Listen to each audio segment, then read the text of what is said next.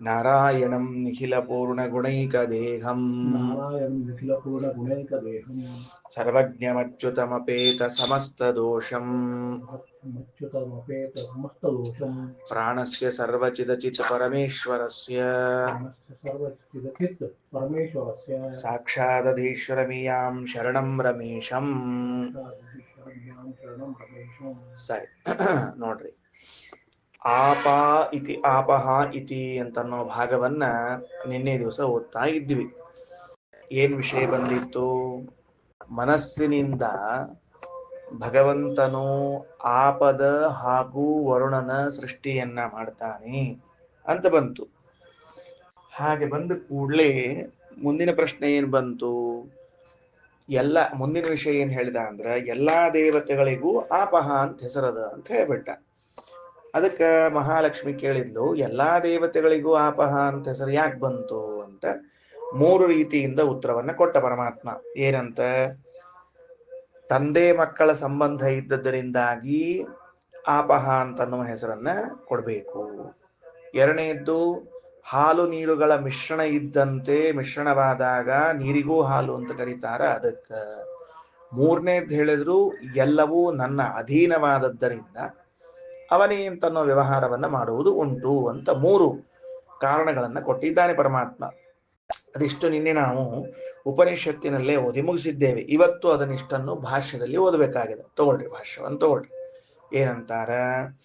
ಭಾಷ್ಯ ಇಲ್ಲದ 147ನೇ ಪುಟದಲ್ಲಿ ಆಪ ಇತ್ತೇವ ದೇವಾನಾಂ ಬ್ರಹ್ಮಾದೀನಾಂ ಕಥಂ ಭವೇತ್ ಅನ್ನೋದು ಪ್ರಾರಂಭ ಆಗ್ಲಿಕ್ಕತ್ತದ. ಆಯ್ತಾ? ಆಪ ಇತ್ತೇವ ದೇವಾನಾಂ ಬ್ರಹ್ಮಾದೀನಾಂ ಕಥಂ ಭವೇತ್ ನಾಮ ಇತ್ಯಪ್ರಚ್ಛತ್ ಲಕ್ಷ್ಮೀಃ ತಂ ಮಹಿದಾಸಂ ಜನಾರ್ದನಂ ಆಪ ಇತ್ತೇವ ನಾಮ ಯೇಷಾಂ ಭವತಿ ಇತ್ಯಾಹ ಸಪ್ರಭು.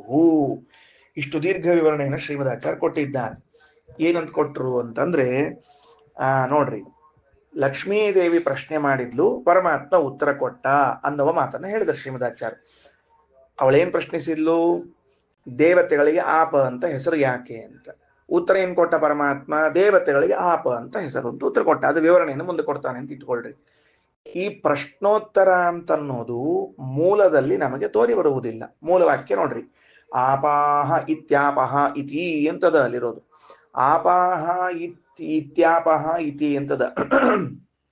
ಅದರ ಹೆಂಗ್ ಪದಚ್ಛೇದ ಮಾಡಬೇಕು?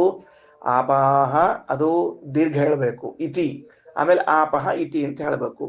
ಹೀಗೆ 2 ಬಾರಿ ಆಪ ಶಬ್ದ ಇದೆ ಹೊರತಾಗಿ ಯಾರು ಪ್ರಶ್ನೆ ಕೇಳಿದ್ರು ಯಾರು ಉತ್ತರ ಹೇಳಿದ್ರು ಅಂತ ಇಲ್ವಲ್ಲ ಅಂತಂದ್ರೆ ಅದಕ್ಕೆ ಶ್ರೀಮದಾಚಾರ್ಯ ವಿವರಣೆಯನ್ನು ಕೊಡ್ತಾರೆ. ಏನಾಗ್ತದ ಅಂದ್ರೆ ನೋಡ್ರಿ, ಗಮನಿಸ್ರಿ. ಒಂದು ಶಬ್ದವು ಮತ್ತೊಂದು ಬಾರಿ ಉಚ್ಚರಿಸಲ್ಪಟ್ಟಾಗ ಅದಕ್ಕೆ ಪೌನರುಕ್ತ್ಯ ಅಥವಾ ಪುನರುಕ್ತಿ ಅಂತ ಕರೀತಾರೆ. ಶಾಸ್ತ್ರದಲ್ಲಿ ಏನ್ ಕರೀತಾರೆ? ಪೌನರುಕ್ತ್ಯ ಅಥವಾ ಪುನರುಕ್ತಿ ಅಂತ ಕರೀತಾರೆ. ಘಟ ಘಟ ಅಂತಂದೆ ಅಂತ ಇಟ್ಕೊಳ್ರಿ. ಘಟ ಘಟ ಅಂತಂದಾಗ 2 ಸಲ ಯಾಕೆ ಹೇಳಿ ಶಬ್ದ ಈ ವ್ಯಕ್ತಿ ಅಂತ ಗೊತ್ತಾಗೋದಿಲ್ಲ. ಪಟ ಪಟ ಪಟ ಪಟ ಅಂತ 2 ಸರ್ತಿ ಯಾಕೆ ಹೇಳಿದ್ರಿ ಗೊತ್ತಾಗೋದಿಲ್ಲ. ಹಾಗೆ ಇಲ್ಲೂ ಕೂಡ ಇದೇನಾದ್ರೂ ಪೌನರುಕ್ತ್ಯ ಬಂತೆ, ಆಪಾಹ ಇತಿ ಆಪಹ ಇತಿ ಅಂತ ತಿಳಿದುಕೊಂಡು ಅಂದ್ರೆ ಶ್ರೀಮದಾಚಾರ್ಯ ಅಂತಾರ, ಅಲ್ಲ. ಆ ವೇದದ ಭಾವ ಹಿಂಗಿದೆ. ಮೊದಲನೇ ಆಪಾಹ ಇತಿ ಅಂತನ್ನುವುದಕ್ಕೆ ಮಹಾಲಕ್ಷ್ಮಿಯ ಪ್ರಶ್ನೆ, ಯಾಕೆ ದೇವತೆಗಳಿಗೆ ನೀರು ಅಂತ ಆಪಹ ಅಂತ ಹೆಸರು ಅಂತ ಪ್ರಶ್ನೆ. ಉತ್ತರ ಎರಡನೇದ್ದು ಆಪ ಇತಿ, ಹೌದು ದೇವತೆಗಳಿಗೆ ಆಪ ಅಂತ ಹೆಸರದ ಅಂತ ಉತ್ತರ. ಹೀಗೆ 2 ಆಪ ಶಬ್ದಗಳನ್ನ ನೀಡಿದ್ದರಿಂದ ಉಪನಿಷತ್ತು ಅದಕ್ಕೆ ಶ್ರೀಮದಾಚಾರ್ಯ ಯಾವ ವಿವರಣೆಯನ್ನು ಕೊಟ್ಟರು? ಒಂದು ಪ್ರಶ್ನೆಯಲ್ಲಿರುವ ಆಪ, ಒಂದು ಉತ್ತರದಲ್ಲಿರುವಂತಹ ಆಪ ಅಂತ ತೆಗೆದುಕೊಳ್ಳ್ರಿ ಅಂತ ಹೇಳಿದರು. ಹೀಗೆ ಹೇಳದೆ ಹೋಗಿದ್ದರೆ ಏನಾಗ್ತಿತ್ತು? ವೇದಕ್ಕೆ ಪೌನರುಕ್ತ್ಯ ಎಂಬ ದೋಷ ಬರ್ತಿತ್ತು. ಇದಕ್ಕ ಭಾಷ್ಯದಲ್ಲಿ ನೋಡ್ರಿ ಹೆಂಗದ. ಆಕೆ ಏನ್ ಕೇಳಿದ್ಲು? ಹೆಂಗದನ್ನ ಅನ್ವಯ ಮಾಡಬೇಕು? ಲಕ್ಷ್ಮೀದೇವಿಯು ಕೆಳಗದ ಸಾಲಿನಾಗ ಲಕ್ಷ್ಮೀದೇವಿಯು ಬ್ರಹ್ಮಾದೀನಾಂ ದೇವಾನಾಂ ಬ್ರಹ್ಮಾದಿ ದೇವತೆಗಳಿಗೆ ಆಪ ಇತ್ತೇವ ನಾಮ, ಆಪ ಎನ್ನುವಂತಹ ನಾಮವು ತಮ್ಮ ಮಹಿದಾಸಂ ಜನಾರ್ದನಂ ಅಪೃಚ್ಛತ್ ಕಥಂ ಭವೇತ್ ಇತಿ ಅಪೃಚ್ಛತ್. ಕಥಂ ಭವೇತ್ ಇತಿ ಅಪೃಚ್ಛತ್. ಲಕ್ಷ್ಮೀದೇವಿಯು ತಮ್ಮ ಮಹಿದಾಸಂ ಜನಾರ್ದನಂ, ಆ ಮಹಿದಾಸ ರೂಪಿಯಾದ ಪರಮಾತ್ಮನಿಗೆ ಏನಂತ ಕೇಳಿದ್ಲು? ಬ್ರಹ್ಮಾದೀನಾಂ ದೇವಾನಾಂ ಬ್ರಹ್ಮಾದಿ ದೇವತೆಗಳಿಗೆ ಕಥಂ ಆಪಹ ಇತಿ ನಾಮ ಕಥಂ ಭವೇತ್, ಹೆಂಗಪ್ಪ ಆಪ ಅನ್ನೋ ಹೆಸರು ಬಂತು ಅಂತ ಕೇಳಿದಾಗ ಉತ್ತರ ಹೇಳ್ತಾನೆ ಪರಮಾತ್ಮ. ಆಪ ಇತ್ತೇವ ನಾಮ ಏಷಾಂ ಭವತಿ ಇತ್ಯಾಹ ಸಪ್ರಭು ಆ ಪರಮಾತ್ಮನು ಏಷಾಂ ಇವರಿಗೆ ಆಪ ಇತ್ತೇವ ನಾಮ ಭವತಿ ಆಪ ಎಂದೇ ಹೆಸರು ಬರ್ತದ. ಅದ ಯಾಕ ಅಂದ್ರ ಅದಕ್ಕ ಮುಂದಿಂದು ಇದಂ ಮದಾಖ್ಯಂ ಯದ್ ಬ್ರಹ್ಮ ಆಹ್ಯಾಪ ಇತ್ಯಭಿಧೀಯತೆ. ನೋಡು, ಇದೇನ್ ನನ್ನ ರೂಪ ಅದ ಅಲ್ಲ, ಮಹಿದಾಸ ಇತರ ಏನ್ ಹೇಳಿಕತಾನೆ, ಇದೇನ್ ನನ್ನ ರೂಪ ಇದೆಯಲ್ಲ, ಇದಕ್ಕ ಆಪ ಅಂತ ಕರೀತಾರ. ಇದಂ ಮದಾಖ್ಯಂ ಯದ್ ಬ್ರಹ್ಮ, ನಾನೆನಿಸಿಕೊಂಡ ಬ್ರಹ್ಮ ಏನಿದ್ದಾನೋ ಅಂದ್ರ ನನಗೆ ಅಂತ ತಾತ್ಪರ್ಯ. ಅದು ವೇದ ಹೇಳಿದಂಗ ವಿವರಣೆ ಮಾಡ್ಲಿಕತ್ತಾರ. ಇದಕ್ಕೆ ಆಪ ಅಂತ ಹೆಸರು. ಅಲ್ಲ, ಭಗವಂತನ ರೂಪಕ್ಕೆ ಆಪ ಅಂತ ಯಾಕೆ ಹೆಸರು? ಯಾಕೆಂದ್ರೆ ನೀರಿಗೆ ಆಪ ಅಂತ ಅನ್ನೋದು ರೂಢಿಯಿಂದ ಬಂದ್ಬಿಟ್ಟದೆ. ನಾವು ನೀರಿಗೆ ರೂಢಿಯಲ್ಲಿ ಏನ್ ಮಾಡ್ಬಿಡ್ತೀವಿ, ಆಪ. ಅದನ್ನು ಚಿಕ್ಕ ಮಕ್ಕಳಿಗೆ ಕೊಡಿಸುವಾಗ ಆಬು ಅಂತ ಕೊಡಿಸ್ತಿರ್ತೀವಿ. ಅದಕ್ಕೆ ಚಿಕ್ಕ ಮಕ್ಕಳಿಗೆ ಆಬು ಅಂತ ಕೊಡಿಸೋದು, ದೊಡ್ಡ ಮಕ್ಕಳಿಗೆ ಆಪ ಅಂತ ಕೊಡಿಸೋದು, ಬಹಳ ಮೀರಿದ್ರೆ ನೀರು ಕೊಡಿಸೋದು ಅಂತ ಇರ್ತದೆ. ಹಂಗ ಆಪು ಆಬ ಅಂತ ಆಪ ಅಂತದ ಅಲ್ಲ, ಇದು ರೂಢಿಯಲ್ಲಿ ನೀರು ಅಂತ ಬಂದದ. ನಿನಗೆ ಯಾಕಪ್ಪ ಆಪ ಅಂತ ಬಂತು ಅಂತ ಪ್ರಶ್ನೆ ಕೇಳಿದ್ರೆ, ಆ ಪೂರ್ಣತ್ವಾತ್ ಗುಣೈಹಿ ಸರ್ವೈಹಿ, ಎಲ್ಲಾ ಗುಣಗಳಿಂದ ಪೂರ್ಣನಾದದ್ದರಿಂದ ಆಪ ಅಂತ ಹೆಸರಂತ. ಆ ಅನ್ನೋ ಶಬ್ದಕ್ಕ ಅಲ್ಲ, ಆ ಪೂರ್ಣ ಅಂದ್ರೆ ಎಲ್ಲಾ ರೀತಿಯಿಂದಲೂ ಪೂರ್ಣ ಗುಣಗಳಿಂದ. ಆದ್ರಿಂದ ನಾವೇನು ಆಪ ಪ ಅನ್ನೋ ಶಬ್ದಕ್ಕೆ ಪೂರ್ಣ ಅಂತ ಇಟ್ಕೊಂಡ್ರ ಅಂತ ಅರ್ಥದಕ್ಕ. ಆ ಅಂದ್ರೆ ಎಲ್ಲಾ ರೀತಿಯಿಂದಲೂ, ಎಲ್ಲಾ ಗುಣಗಳಿಂದಲೂ, ಆ ಎಲ್ಲಾ ಗುಣಗಳಿಂದಲೂ, ಗುಣಗಳಿಂದ ಪೂರ್ಣನಾಗಿದ್ದಾನಾದ್ದರಿಂದ ದೇವರಿಗೆ ಆಪ. ಸರಿ, ಸಂತೋಷ. ಏನು ಉತ್ತರ ಹೇಳಲಿಕ್ಕೆ ಪ್ರಾರಂಭ ಮಾಡಿದ? ನನ್ನ ಹೆಸರು ಆಪ ಅಂತಿದೆ ಮಹಾಲಕ್ಷ್ಮಿ. ಯಾಕೆ ನನಗೆ ಆಪ ಅಂತ ಹೆಸರಿದೆ ಅಂದ್ರೆ ಗುಣಪೂರ್ಣನಾದದ್ದರಿಂದ ನನಗೆ ಆಪ ಅಂತ ಹೆಸರು. ಸರಿ, ನಾ ಪ್ರಶ್ನೆ ಕೇಳಿದ್ದು ದೇವತೆಗಳಿಗೆ ಯಾಕೆ ಆಪ ಅಂತ ಕರಿಬೇಕು ಅಂತ ಹೇಳ್ತೀನಿ. ತದನ್ಯನ್ ಮೂಲಮಖಿಲಸ್ಯ ಚ, ಈ ಭಗವಂತನೇ ಉಳಿದ ಎಲ್ಲದಕ್ಕೂ ಕೂಡ ಏನಾಗ್ಯಾನ? ಮೂಲ ಆಗ್ಯಾನ. ತತ್ ಆ ಬ್ರಹ್ಮ ಮೂಲಂ ಕಾರಣ, ಇದಕ್ಕ ಅಖಿಲಸ್ಯ ಚ ಇನ್ನುಳಿದ ಎಲ್ಲ ವಸ್ತುಗಳಿಗೂ ಕೂಡ. ಅರ್ಥ ಆಯ್ತಾ? ತೂಲಭೂತಂ ತದನ್ಯತ. ಹೌದು, ಇವ ಮೂಲ ಅಂದ್ರೆ ಉಳಿದದ್ದೇನಾಯ್ತು ಅಂದ್ರೆ ತೂಲಭೂತಂ ಕಾರ್ಯಭೂತಂ ಅಂತ ಅರ್ಥ. ತೂಲ ಶಬ್ದಕ್ಕೆ ಏನ್ ಅರ್ಥ ಮಾಡ್ಕೋಬೇಕು? ಎರಡು ಅರ್ಥ ನಿನ್ನೆ ಹೇಳಿನಿ. ಹತ್ತಿ ಅಂತ ಒಂದು ಅರ್ಥ, ಎರಡನೇದ್ದು ಕಾರ್ಯ ಅಂತ ಅರ್ಥ. ಬರ್ಕೊಳ್ರಿ, ಕಾರ್ಯ ಅಂತ. ಭಗವಂತನು ಎಲ್ಲದಕ್ಕೂ ಮೂಲನಾಗಿದ್ದಾನೆ ಅಂದ್ರೆ ಕಾರಣ, ಉಳಿದದ್ದೆಲ್ಲವೂ ಮೂಲವಾಗಿ ತೂಲವಾಗಿದೆ ಅಂದ್ರೆ ಕಾರ್ಯ. ಹಾಗಾದ್ರೆ ಭಗವಂತನಿಗೂ ದೇವತೆಗಳಿಗೂ ಏನ್ ಸಂಬಂಧ ಅದ? ಕಾರ್ಯಕಾರಣ ಸಂಬಂಧ ಅದ ಅಂತ ಗೊತ್ತಾಯ್ತು. ಅವ ಕಾರ್ಯ, ಇವರೆಲ್ಲ ಕಾರ್ಯರು, ಅವ ಕಾರಣ ಅಂತ ಅರ್ಥ ಆಯ್ತು. ಸರಿನಾ?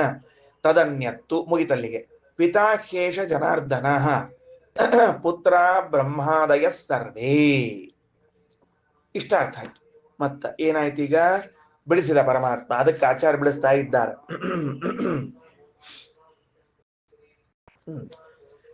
ಕಾರ್ಯ ಕಾರಣ ಅಂತ ಇಷ್ಟ ಹೇಳಿದ ಮೇಲೆ ನಮಗೊಂದು ಐಡಿಯಾ ಬಂದಿತ್ತು. ಕಾರ್ಯಕಾರಣ ಅಂದ್ರೆ ಇವ ಹುಟ್ಟಿಸೋಮ, ಇದು ಹುಟ್ಟೋದು ಅಂತ ಒಂದು ವಿಚಾರ ತಿಳಿದಿತ್ತು. ಅದನ್ನ ಮತ್ತಷ್ಟು ಸ್ಪಷ್ಟ ಮಾಡ್ಲಿಕ್ಕತ್ತಾರ. ಏನ ಸ್ಪಷ್ಟ ಮಾಡ್ಲಿಕ್ಕತ್ತಾರ? ಜನಾರ್ದನ ಏಷಃ ಜನಾರ್ದನ ಪಿತಾ.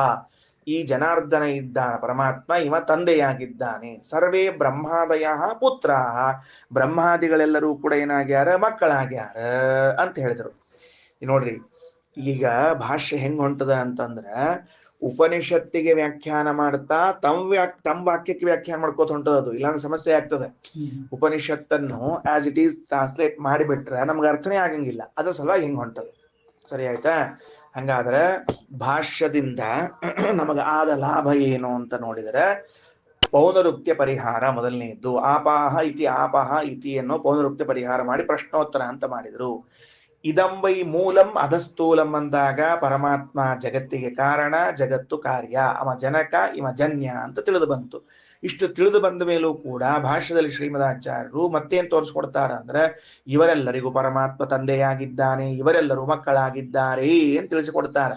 ಇಲ್ಲಿ ಪೌನರುಕ್ತಿ ಬರ್ಲಿಲ್ಲ. ನೀ ಮತ್ತ ನಮಗ ಆ ಮೂಲವಾಕ್ಯದಿಂದಲೇ ತಿಳಿದು ಬರ್ಲಿಕ್ಕೆ ಈಗ ನೀವು ಹೇಳಿದ್ದಕ್ಕ ಈ ಜಗತ್ತು ಕಾರ್ಯ, ಪರಮಾತ್ಮ ಕಾರಣ ಅಂತ.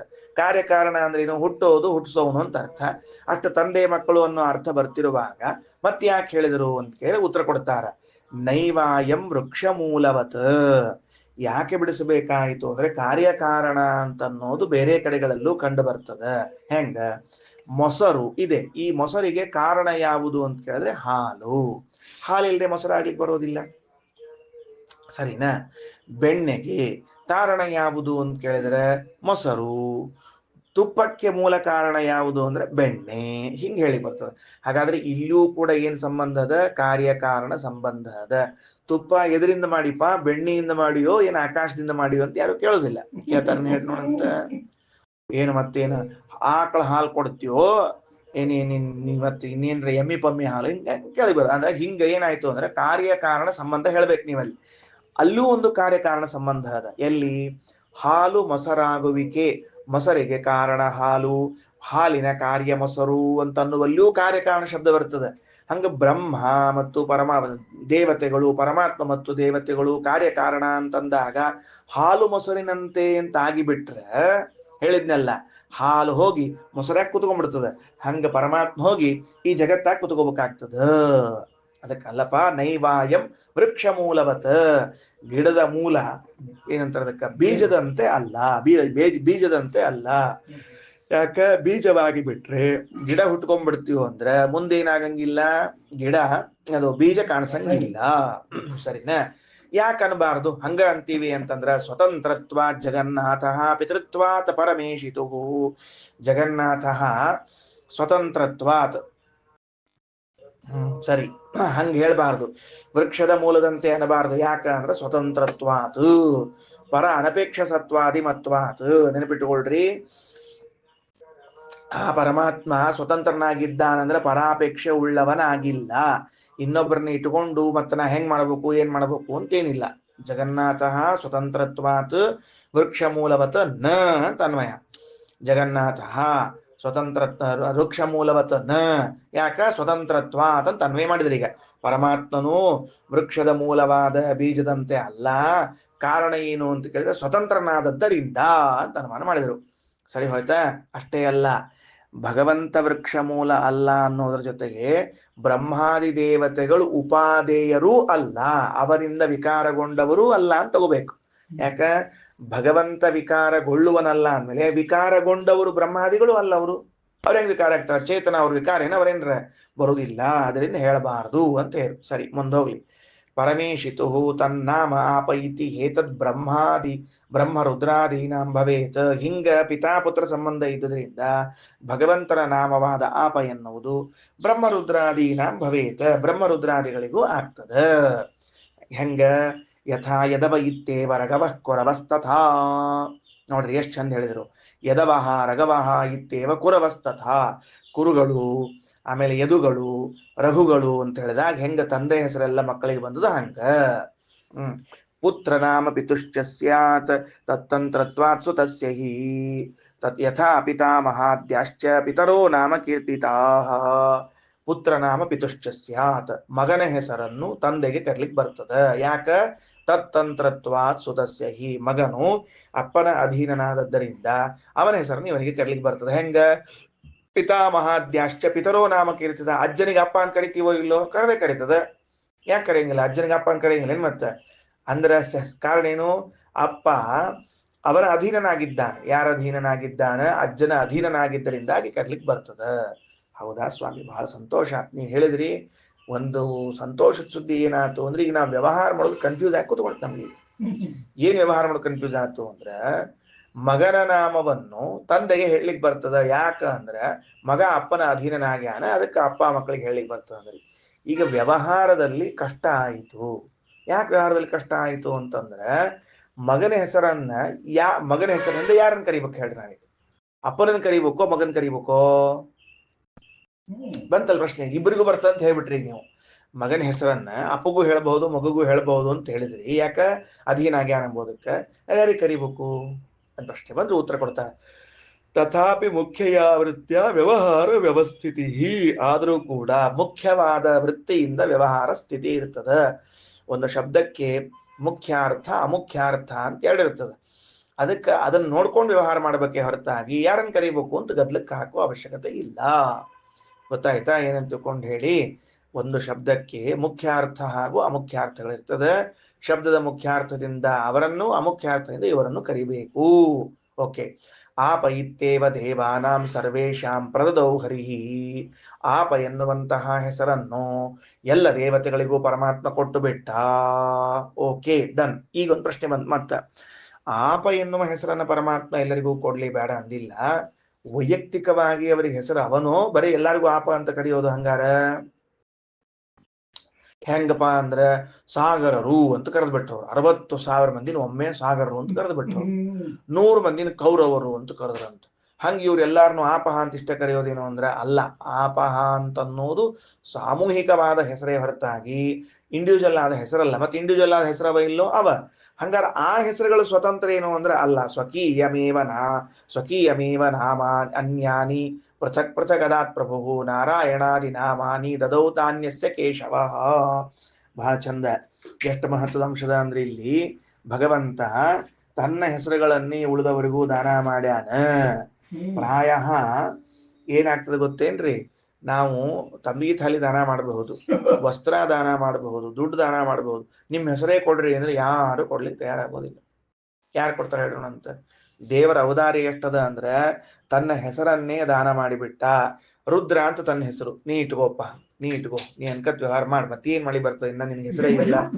ನಿಂಗೆ ಹೆಸರೇ ಇಲ್ಲಾರ್ದ ಅನಾಮಧೇಯ ಆಗ್ಬಿಟ್ರೆ, ಮತ್ತೆ ಅನಾಮಧೇಯ ಅಜ್ಞಾತ ವ್ಯಕ್ತಿ ಅನಾಮಿಕ ಆಗ್ಬಿಟ್ರೆ ಕಷ್ಟ ಆಗ್ತದೆ. ಅದಕ್ಕೆ ನಿಂಗಿರ್ಲಿ. ಇಂದ್ರ ನೀ ತಗೋಪ್ಪ, ಚಂದ್ರ ನೀ ತಗೋ, ಸ್ವಾಮಿ ಏನ್ ತಗೊಳ್ಳಿ ಅಂದ. ನನ್ನ ಹೆಸರು ತಗೊಳ್ಳೋ ಅಂತ ಹೇಳಿದ ದೇವರು. ಬ್ರಹ್ಮದೇವರು ಚತುರ್ಮುಖ ಅಂತ ನನ್ನ ಹೆಸರು ತಗೋ ಅಂದ. ಅದಕ್ಕೆ ವಿಷ್ಣು ಸಹಸ್ರನಾಮದಲ್ಲಿ ಅಷ್ಟು ಹೆಸರು ಒಂದು. ಯಾಕಂದ್ರ ದೇವರು ತನ್ನ ಹೆಸರು ಕೊಟ್ಟಾನಂತ ಗೊತ್ತಾಗ್ಲಿ ಅಂತ ತಿಳ್ಕೊಂಡು ವಿಷ್ಣು ಸಹಸ್ರನಾಮದಲ್ಲಿ ಹೇಳ್ಯಾರ. ಅರ್ಥ ಆಯ್ತಾ ಹೇಳಿದ್ದೇನಂತ? ಸೊ ಏನಾಯ್ತು? ವಿಷ್ಣು ಸಹಸ್ರನಾಮದಲ್ಲಿ ಎಲ್ಲ ಹೆಸರುಗಳನ್ನ ಕೊಟ್ಟದ್ದು ಭಗವಂತನ ಹೆಸರುಗಳನ್ನ ಉಳಿದವ್ರಿಗೆ ಕೊಟ್ಟಾನ ಅಂತ ತಿಳ್ಕೊಂಡ್ರಿ. ಹೌದಾ? ಮತ್ ಹಂಗಾರ ಎಲ್ಲಾನು ಕೊಟ್ಬಿಟ್ನೋ ಹೆಂಗ ಅಂದ್ರೆ ಅಷ್ಟ್ ನಮ್ಮಷ್ಟು ದಡ್ಡ ಇಲ್ಲ ನಮ್ಮ ದೇವರು ಅಂತ ಹೇಳಿದ ಒಂಚೂರು. ಏನಾಯ್ತು? ನಾರಾಯಣಾದಿ ನಾಮಾನಿ ದದೌ ನಾನ್ಯಸ್ಯ ಕೇಶವ. ನಾರಾಯಣ, ವಿಷ್ಣು, ಕೃಷ್ಣ, ಮುಕುಂದ, ನರಹರೇ, ಅನಿರುದ್ಧ, ಪ್ರದ್ಯುಮ್ನ, ಸಂಕಟ ಈ ಹೆಸರುಗಳನ್ನ ಕೊಡ್ಲಿಲ್ಲ. ನಿಮಗೆ ಹೆಂಗ್ ಗೊತ್ತಾಯ್ತು ಅಂದ್ರೆ ಕೊಟ್ಟಿಲ್ಲ ಅಂತ ಹೇಳಿ? ಆ ಹೆಸರು ಹೇಳಿದಾಗ ಅವ ಮಾತ್ರ ನೆನಪಿಗೆ ಬರ್ತಾನೆ, ಉಳಿದವ್ರು ಬರುದಿಲ್ಲ. ಆದ್ದರಿಂದ ಬೇರೆಯವ್ರು ಕೊಟ್ಟಿಲ್ಲ ಅಂತ ಅರ್ಥ ಅಂತ ತಿಳಿಸಿಕೊಟ್ರು. ಸರಿ, ಏನಾಯ್ತು? ಶ್ರೀಮದಾಚಾರ್ಯರು ಎಷ್ಟು ಚಂದ ವಿವರಣೆ ಮಾಡಿದ್ರು ಅಂದ್ರೆ ಮೊದಲು ಲಕ್ಷ್ಮೀದೇವಿ ಕೇಳಿದ ಪ್ರಶ್ನೆಗೆ ಒಂದು ಉತ್ತರವನ್ನ ಕೊಟ್ರು. ಏನು ಉತ್ತರ ಅಂದ್ರೆ ಇಬ್ಬರ ಮಧ್ಯದಲ್ಲೂ ಪಿತಾಪುತ್ರ ಸಂಬಂಧ ಇದೆ. ಆ ಪಿತಾಪುತ್ರ ಸಂಬಂಧದಿಂದಾಗಿ ತಂದೆ ಹೆಸರನ್ನ ಮಕ್ಕಳಿಗೆ ಕರೆಯುವುದು, ಮಕ್ಕಳ ಹೆಸರನ್ನ ತಂದೆ ಕರೆಯುವಂತಹದ್ದು ವ್ಯವಹಾರದಲ್ಲಿ ಉಂಟು. ಲೋಕದಲ್ಲಿ ಆಸ್ತಿ ಅವರದು ಇವ್ರದು ಅಂತ ಕರೆಯುವಂತಹ ಪದ್ಧತಿ ಉಂಟು. ಅದರಂತೆ ಕರೆದಿದ್ದಾರೆ. ಇಬ್ಬರಿಗೂ ಕರೆದು ಬಿಟ್ರೆ ವ್ಯವಹಾರಕ್ಕೆ ಹೆಂಗ ಕಷ್ಟ ಆಗ್ತದಲ್ಲ ಅಂದ್ರೆ ಇಲ್ಲ. ಮುಖ್ಯ ವೃತ್ತಿ ಅಮುಖ್ಯ ವೃತ್ತಿ ತಗೊಳ್ರಿ. ಶಬ್ದದ ಮುಖ್ಯ ವೃತ್ತಿ ಅಮುಖ್ಯ ವೃತ್ತಿ ಏನ್ ಹಂಗಂದ್ರ ಅಂತ ಪ್ರಶ್ನೆ ಬರ್ತದೆ. ಮುಖ್ಯಾರ್ಥ ಅಮುಖ್ಯಾರ್ಥ ಅಂದ್ರೆ ಏನು ಅಂತ ಪ್ರಶ್ನೆ ಬರ್ತದೆ. ತುಂಬಾ ಸರಳವಾಗಿ ತಿಳ್ಕೊಳ್ಳೋಣಂತ. ಒಂದು ಶಬ್ದದ ಮುಖ್ಯ ಅರ್ಥಕ್ಕೂ ಅಮುಖ್ಯಾರ್ಥಕ್ಕೂ ಏನು ಅಂದ್ರೆ ಆ ಶಬ್ದದ ಅರ್ಥವನ್ನ ಹೇಳಿದಾಗ ಪೂರ್ಣವಾಗಿ ಯಾರಲ್ಲಿ ಸಾರ್ಥಕವಾಗುತ್ತೋ ಅದು ಮುಖ್ಯಾರ್ಥವಾಗಿರ್ತದೆ. ಎಲ್ಲಿ ಪೂರ್ಣವಾಗಿ ಸಾರ್ಥಕವಾಗುವುದಿಲ್ಲೋ ಅದು ಅಮುಖ್ಯಾರ್ಥವಾಗಿರ್ತದೆ. ಬರ್ಕೊಂಡಿಟ್ಕೊಂಡ್ರೆ ಬುದ್ಧಿಯೊಳಗೆ. Okay, right. ಮುಂದೆ ಏನಾಯ್ತು ಅಂದ್ರೆ ಪೂರ್ಣವಾದ ಸಾರ್ಥಕತೆ ಬರಬೇಕೀಗ. ಉದಾಹರಣೆಗೆ ಆಪ ಅನ್ನೋ ಶಬ್ದಕ್ಕೆ ಎಲ್ಲ ಗುಣಗಳಿಂದ ಪೂರ್ಣ ಅಂತ ಅರ್ಥ ಹೇಳಿದ್ವಿ ನಾವು, ಯೌಗಿಕ ಅರ್ಥ. ಇದನ್ನ ಕೂಡಿಸ್ರಿ ದೇವತೆಗಳಲ್ಲಿ ನೋಡಂತ ಕೂಡಿಸ್ಲಿಕ್ಕೆ ಬರುವುದೇ ಇಲ್ಲ. ಯಾವ ದೇವತೆಗಳು ಎಲ್ಲಾ ಗುಣಗಳಿಂದ ಪೂರ್ಣರು ಅಂತ ಶಾಸ್ತ್ರ ಎಲ್ಲೂ ವಿವರಣೆ ಮಾಡಿಲ್ಲ. ಅದರಿಂದಾಗಿ ಅವರಲ್ಲಿ ನಾವೇನ್ ಮಾಡ್ಲಿಕ್ಕೆ ಬರೋದಿಲ್ಲ? ಆಪ ಎಂಬ ಅರ್ಥವನ್ನು ಅನ್ವರ್ಥಕ ಮಾಡ್ಲಿಕ್ಕೆ ಬರೋದಿಲ್ಲ. ಮತ್ತೆ ಎಲ್ಲಿ ಪೂರ್ಣ ಮಾಡಬಹುದು? ಭಗವಂತನಲ್ಲಿ ಆ ಅರ್ಥವನ್ನ ಪೂರ್ಣ ಮಾಡಬಹುದು. ಸೊ ಆ ಶಬ್ದದ ಅರ್ಥವು ಎಲ್ಲಿ ಸಾರ್ಥಕವಾಗುತ್ತದೆಯೋ ಅದನ್ನು ಮುಖ್ಯ ಅರ್ಥ, ಎಲ್ಲಿ ಆಗೋದಿಲ್ವೋ ಅದು ಮುಖ್ಯ ಅರ್ಥ ಅಂತ ಇಟ್ಕೊಳ್ರಿ. ವ್ಯವಹಾರಕ್ಕೆ ಏನ್ ತೊಂದರೆ? ಆರಾಮವಾಗಿ ಮಾಡಬಹುದು. ಹೌದು, ಎಲ್ಲಾ ದೇವತೆಗಳಿಗೂ ನೀವು ಆಪಹ ಅಂತ ಕರೆದು ಬಿಟ್ರೆ ಪ್ರತ್ಯೇಕ ಹೆಸರದನೋ ಇಲ್ಲ ಅವರಿಗೆ? ಆ ಹೆಸರುಗಳವರು ಸ್ವತಂತ್ರ ಏನು ಅಂದ್ರೆ ಅಲ್ಲ. ಸ್ವಕೀಯಮೇವ ಅನ್ಯಾನಿ ಪೃಥಕ್ ಅದಾತ್ ಪ್ರಭು. ತನ್ನದೇ ನಾಮಗಳನ್ನ ಪರಮಾತ್ಮ ಪ್ರತ್ಯೇಕವಾಗಿ ಕೊಟ್ಕೊಂಡು ಬಂದ. ಹಂಗಾರೆ ಕೊಡೋ ಕಾಲಕ್ಕೆ ಎಲ್ಲಾ ಕೊಟ್ಬಿಟ್ನೇನು? ಕೊಡುಗೈದಾನಿ ಅಂತ ತಿಳ್ಕೊಂಡ್ರ ನಾರಾಯಣಾದಿ ನಾಮಾನಿ ದದೌ ನಾನ್ಯಸ್ಯ ಕೇಶವ. ನಾರಾಯಣಾದಿ ನಾಮಗಳನ್ನ ಬೇರೆಯವರಿಗೆ ಕೊಡಲಿಲ್ಲ. ಕೆಲವು ಮಾತ್ರ ಕೊಟ್ಟ, ಇನ್ ಕೆಲವು ಕೊಡಲಿಲ್ಲ ಅಂತ ತಿಳ್ಕೊಳ್ರಿ. ಹಿಂಗಾಗಿ ನಾರಾಯಣಾದಿ ಹೆಸರುಗಳನ್ನು ಹೇಳಿದಾಗ ಪರಮಾತ್ಮ ನೆನಪಿಗೆ ಬರ್ತಾನೆ. ಚತುರ್ಮುಖ ರುದ್ರಹ ಅಂತ ಹೇಳಿದಾಗ ದೇವತೆಗಳ ನೆನಪಿಗೆ ಬರ್ತಾರ. ಎರಡನೇ ಕಾರಣವನ್ನು ಹೇಳಲಿಕ್ಕೆ ಮುಂದೆ ಹೊರಡ್ತಾರೆ. ಏವಂ ಸ ಭಗವಾನ್ ವಿಷ್ಣು ಮಹಿದಾಸಾವಿದ ಪ್ರಭುವು ಸ ಭಗವಾನ್ ವಿಷ್ಣು ಮಹಿದಾಸಾವಿದ ಏವಂ ಜಾನನ್ ನಿತ್ಯೋದಿತ ಜ್ಞಾನಾದಾಹ ದೇವಿಮಿದಂ ವಚಃ. ಜಾನನ್ ಇದನ್ನೆಲ್ಲ ತಿಳಿದು ನಿತ್ಯೋದಿತ ಜ್ಞಾನಾತ್ ಸದಾ ಸರ್ವಜ್ಞನಾಗಿರುವಂತಹ ಪರಮಾತ್ಮ ಮಹಾಲಕ್ಷ್ಮಿಯನ್ನು ಕುರಿತು ಈ ಮಾತನ್ನ ಹೇಳಿದ. ಆನಂದ ಅವರೆಲ್ಲ ಇದೆ ನೋಡ್ರಿ. ಜಾನನ್ ನಿತ್ಯೋದಿತ ಜ್ಞಾನಾದಾಹ ದೇವಿಂ ಇದಂ ವಚಃ. ಇದೆಲ್ಲವನ್ನೂ ಭಗವಂತನು ತಾನು ತಿಳಿದು ಸರ್ವಜ್ಞನಾದದ್ರಿಂದ ತಿಳಿದು ಲಕ್ಷ್ಮೀದೇವಿಗೆ ಉತ್ತರವನ್ನ ಕೊಟ್ಟ. ಸರ್ವಜ್ಞನಾದದ್ರಿಂದ ಈ ಪ್ರಶ್ನೆ ಲಕ್ಷ್ಮೀ ಪ್ರಶ್ನೆ, ಇದು ಉತ್ತರ ನಂದು ಅಂತ ಹೇಳಿಕೊಟ್ಟ ಅಂತ ಅರ್ಥ. ಅದಕ್ಕೆ ಇನ್ನು ಮತ್ತೊಂದು ಹೊಸ ಉತ್ತರವನ್ನು ಕೊಡ್ತಾನ. ಇದಂ ವಚಃ ಮುಂದಿಂದು ಮತ್ತ ದೇವ ಪರ್ಯಂತಮಾ ವ್ಯಾಪ್ತಿಂ ವೇದಾಹಂ ಮಮ ಸರ್ವದಾ ಮತ್ಪರ್ಯಂತಂ ತಥಾಪಿ ಯಥಾ ವ್ಯಾಪ್ತಿಂ ದೇವಾನಾಮಪಿ ಸರ್ವಶಃ ಮೈ ದೇವಾಸ್ತೇಷು ಚಾಗಂ ಇತಿ ವಿದ್ಧಿವರಾನನೇ. ಇಲ್ಲಿ ತನಕ ಒಂದು ವಿಷಯ. ಈಗ ಕ್ಷೀರ ನೀರದ ವಿಚಾರವನ್ನು ತೆಗೆದುಕೊಳ್ತಾರೆ. ಹಾಲು ನೀರಿನಂತೆ ಮಿಶ್ರಣಗೊಂಡದ್ದು ಅಂತ ಹೇಳಿಕೊಳ್ತಾರೆ. ದೇವ ಪರ್ಯಂತಂ ಆವ್ಯಾಪ್ತಿಂ ವೇದ ಅಹಂ ಮಮ ಸರ್ವದಾ ಸರ್ವದಃ ಮಮ ಸರ್ವದಾ ವ್ಯಾಪ್ತಿಂ ವೇದೇವ ಪರ್ಯಂತಂ ಅಹಂ ವೇದ ಯಥಾ ದೇವಾನಾಮಪಿ ಮತ್ಪರ್ಯಂತಂ ವ್ಯಾಪ್ತಿ ಯಥಾ ವೇದ ಸರ್ವಶಃ. ಈಗ ನೋಡ್ರಿ ಏನಾಯ್ತು, ಇಬ್ಬರಿಗೆ ಹೇಳಿಕತಾನೆ ಪರಮಾತ್ಮ. ನೋಡು ಲಕ್ಷ್ಮೀದೇವಿ, ಮಮ ದೇವಪರ್ಯಂತಂ ಆವ್ಯಾಪ್ತಿಂ ಸರ್ವದಾ ಅಹಂ ವೇದ. ನಾನು ಎಲ್ಲಾ ದೇವತೆಗಳಲ್ಲೂ ವ್ಯಾಪಿಸಿ ಇದ್ದೇನೆ ಎಂದು ತಿಳಿದಿದ್ದೇನೆ. ಸರಿ ಆಯ್ತಾ? ಏನಾಯ್ತು ಈಗ? ಏನರ್ಥ? ಸ್ವಲ್ಪ ಸರಿಯಾಗಿ ಗಮನಿಸ್ಬೇಕು. ಸಕಲ ದೇವತೆಗಳಲ್ಲೂ, ಇಲ್ಲಿ ದೇವತೆಗಳ ವಿಷಯ ಬಂದ್ರಿಂದ ಅದು ಹೇಳಿಕತ್ತೀನಿ. ಮತ್ತೆ ಜಗತ್ನಾಗ ಇಲ್ಲೇನ್ರಿ ಅಂತ ಹಿಂಗೆ ಕೇಳಕ್ ಹೋಗಬಾರ್ದು. ಈಗ ಪ್ರಕರಣ ಏನ್ ನಡೆದದ? ದೇವತೆಗಳಿಗೆ ಆಪಹ ಅಂತ ಯಾಕೆ ಹೆಸರು ಬಂದದ ಪ್ರಶ್ನೆ ನಡೆದ. ಅದಕ್ಕಷ್ಟ ಉತ್ತರ. ಭಗವಂತನ ಏನನ್ಲಿಕತ್ತಾನ? ನಾನು ಎಲ್ಲಾ ದೇವತೆಗಳಲ್ಲೂ ವ್ಯಾಪಿಸಿ ಇದ್ದೇನೆ ಎಂದು ತಿಳಿದಿದ್ದೇನೆ. ದೇವತೆಗಳೂ ಕೂಡ ಏನ್ ತಿಳಿದಿದ್ದಾರೆ? ನನ್ನ ವ್ಯಾಪ್ತಿಯನ್ನು ತಿಳಿದಿದ್ದಾರೆ. ಎರಡಂಶ. ನಾನು ದೇವತೆಗಳಲ್ಲಿ ಇದ್ದ ನನ್ನ ವ್ಯಾಪ್ತಿಯನ್ನು ತಿಳಿದಿದ್ದೇನೆ, ದೇವತೆಗಳು ತಮ್ಮಲ್ಲಿ ಇರುವ ನನ್ನ ವ್ಯಾಪ್ತಿಯನ್ನು ತಿಳಿದಿದ್ದಾರೆ. Chapter close. ಏನ್ ದೊಡ್ಡದ ಇದನ್ನ 2 ಸಲ 3 ಸಲ ಯಾಕೆ ಹೇಳ್ಬೇಕಾಯ್ತು ಅಂತಂದ್ರೆ, ಈಗ ಒಂದು ವಿಚಾರ ತಗೋಣಂತ. ದೇವರು ಸರ್ವತ್ರ ವ್ಯಾಪ್ತ ಅಂತ ಹೇಳಿ ಹೊರಟಿದ್ದೇವೆ. ದೇವರು ಸರ್ವತ್ರ ವ್ಯಾಪ್ತ ಅಂತ ಅನ್ನೋದಕ್ಕೆ ಏನ್ ಪ್ರಮಾಣ ಅಂತ ಕೇಳಿದ್ರು ಅಂತ ಇಟ್ಕೊಳ್ರಿ. ಸುಮ್ನೆ ಹಿಂಗ್ ಕೇಳ್ರಿ, ದೇವರು ಸರ್ವತ್ರ ವ್ಯಾಪ್ತ ಅನ್ಲಿಕ್ಕೆ ಏನ್ ಪ್ರಮಾಣ? ಎಲ್ಲಾ ಕಡೆ ಇದ್ದ ನೀ ನೋಡಿ ಏನು ಅಂತ ಯಾರ ಕೇಳಿದ್ರು ಅಂತ ಇಟ್ಕೊಳ್ರಿ. ಬಂತ್ ನೋಡಿ ಪ್ರಶ್ನೆ, ನಮ್ಮ ಮೇಲೆ ವ್ಯಾಪಾರ. ಹೌದಾ? ಏನು ದೇವರು ಸರ್ವತ್ರ ವ್ಯಾಪ್ತನಾಗಿದ್ದಾನೆ ಅಂತ ನೀನು ಪ್ರವಚನದಲ್ಲಿ ಹೇಳಿದೆ ಅಂತ ಇಟ್ಕೊಪ್ಪ. ಯಾರೊಬ್ಬ ಎದುರಿ ಕೂತವ ಸುಮ್ಮನೆ ಜಿಜ್ಞಾಸುಕ್ಕೆ, ಹೌದ್ರಿ ಆಚಾರ ದೇವರು ಎಲ್ಲಾ ಕಡೆ ಇದ್ದಾನಂತ ನಿಮಗ ಕಾಣಿಸೋದು, ನೀವು ನೋಡಿರೋ? ಇಲ್ಲ, ನೀವು ನೋಡಿ. ಮತ್ ಯಾರು ಹೇಳಿದ್ರು? ಅವನು ಎಲ್ಲ ಕಡೆ ಇದ್ದಾನಂತ ಯಾರು ಹೇಳಿದ್ರು? ಪುರಾಣದಾಗ ಹೇಳ್ಯಾರ. ಪುರಾಣದಾಗ ಯಾರು ಹೇಳ್ಯಾರ ಅಂತ ಅಷ್ಟೇ ಬಂತು. ಮತ್ತೀಗ ಪುರಾಣದಾಗ ಹೇಳ್ಯಾರ, ಯಾರು ಹೇಳ್ಯಾರ? ಪುರಾಣದಾಗ ಬರದ ಆಚಾರ ಹೇಳ್ಯಾರೋ? ಯಾರು ಹೇಳ್ಯಾರ?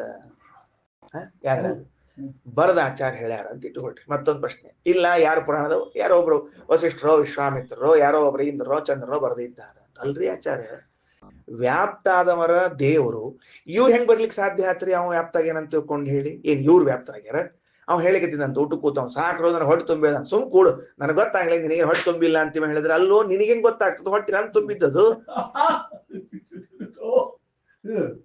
ಹಸಿವೆ ಆಗ್ಲಿಕತ್ತಿತ್ತಂತ ಚಲೋ ಹಾಕ್ರಿ ಊಟಕ್ಕಂತ, ಸುಮ್ ಸಾಕ್ಬಿಡು ಹೊಟ್ಟೆ ತುಂಬಿದ್ ನಿನ್ ಗೊತ್ತಿಲ್ಲ. ಅಲ್ರು ನಂದು ಹೊಟ್ಟೆ ತುಂಬಿಲ್ಲ ನನಗ್ ಗೊತ್ತಾಗಬೇಕು, ನಿಮಗೆ ಹೆಂಗ್ ಗೊತ್ತಾಗಬೇಕು? ಹಾಗಾದ್ರೆ ನಾವು ಭಗವಂತ ವ್ಯಾಪ್ತ ಆಗ್ಯಾನ ಎಂಬುದನ್ನ ನೋಡಿದವರಲ್ಲ. ಪುರಾಣ ಬರೆದಿರುವಂತಹ ಋಷಿಗಳು ಮುನಿಗಳು ಅವರು ನೋಡಿದವರಲ್ಲ. ಮತ್ತೆ ಇನ್ಯಾರು ನೋಡ್ಬೇಕು ಅಂತ ಕೇಳಿದ್ರೆ, ಎಂದೆಂದು ಬಾಧಿತ ಜ್ಞಾನವಲ್ಲದ ಪರಮಾತ್ಮ ನೋಡಿದ್ರೆ ಮಾತ್ರ ಸತ್ಯ. ದೇವರ ಜ್ಞಾನಕ್ಕೆ ಎಂದೂ ಏನಿಲ್ಲ, ಬಾಧವಿಲ್ಲ. ಹೆಂಗ ನಮಗ ಶುಕ್ತಿಯನ್ನು ನೋಡಿ ಇದಂ ರಜತಂ ತಿಳ್ಕೊಂಡು ನೇದಂ ರಜತಂ ಅಂತ ಬಾಧ ಬರ್ತದೋ, ಹಂಗೆ ಎಂದೂ ಬಾಧ ಬರುವುದಿಲ್ಲ ಭಗವಂತನ ಜ್ಞಾನಕ್ಕೆ. ಅಬಾಧಿತವಾದ ಜ್ಞಾನ. ಅಬಾಧಿತವಾದ ಜ್ಞಾನವಿರುವ ಪರಮಾತ್ಮ ಏನ್ ತಿಳಿದಾನ ತನ್ನನ್ನ ಅಂದ್ರೆ, ನಾನು ಎಲ್ಲರಲ್ಲೂ ವ್ಯಾಪಿಸಿ ಇದ್ದೇನೆ ಅಂತ ತಿಳಿದಿದ್ದಾನಲ್ಲ. ಅದನ್ನೇನು ಹೇಳಿದ್ದಾನಲ್ಲ ತಮ್ಮ ಶಿಷ್ಯ ಪರಂಪರೆಗೆ, ಇದರಿಂದ ನಮಗೇನ್ ತಿಳಿದು ಬರ್ತದೆ ಅಂದ್ರೆ ಭಗವಂತ ಎಲ್ಲ ಕಡೆಗೆ ವ್ಯಾಪ್ತನಾಗಿದ್ದಾನೆ. ಹಂಗಾರೆ ಈಗೇನ್ ಪ್ರಮಾಣ ಕೊಟ್ಟಿವಿ? ಭಗವಂತನು ಸರ್ವತ್ರ ವ್ಯಾಪ್ತನಾಗಿದ್ದಾನೆ ಇತ್ಯಸ್ಮಿನ್ ವಿಷಯೇ ಭಗವತಃ ಜ್ಞಾನಮೇವ ಪ್ರಮಾಣಂ ಅಂತ ನಾವು ಕೊಟ್ಟಂತೆ ಆಯ್ತು. ಬರ್ಕೊಳ್ರಿ. ಜಗತ್ತಿನ ತುಂಬೆಲ್ಲ ಭಗವಂತನು ವ್ಯಾಪಿಸಿ ಇದ್ದಾನೆ ಎಂಬುದಕ್ಕೆ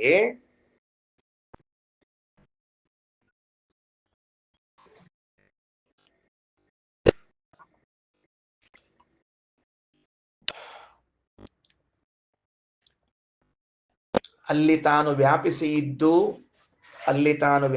ಇದ್ದು ಅದನ್ನು ಅನುಭವಿಸಿದ ದೇವರ ಜ್ಞಾನವೇ ಪ್ರಮಾಣವಾಗಿದೆ. ಜ್ಞಾನವೇ ಪ್ರಮಾಣವಾಗಿದೆ.